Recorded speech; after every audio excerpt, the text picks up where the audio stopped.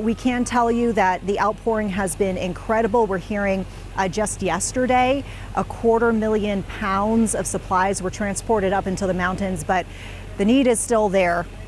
And so we would just urge folks to continue to give any way that you can. And we've even had people here at the supply hangar saying, I don't really have much to give at this point, so I'm going to give my time.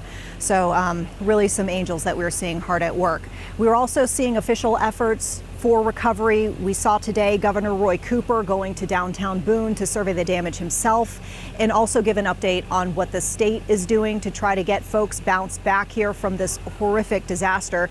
WCNC Charlotte's Austin Walker and photojournalist Kevin Wardlaw have been spending the week up in the high country. And Austin, you were able to ask the governor some questions and also get a little bit more clarity on what's to come.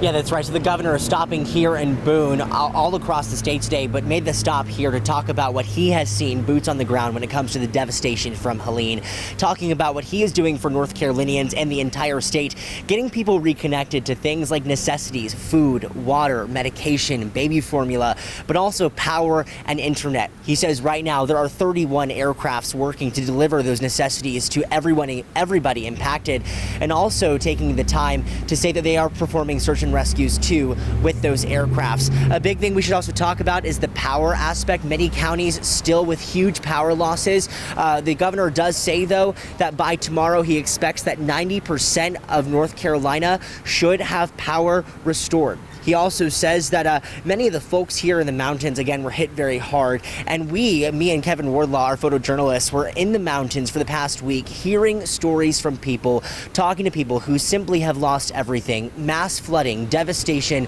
wiping away their homes and businesses. And flooding for sometimes is not included in private insurance. So that just adds more of an issue for those individuals trying to recover. So we did ask the governor about this and if the state will pick up where the gaps are forming in insurance coverages, and he says there is a comprehensive effort working with local representatives and also write legislation for life-saving work.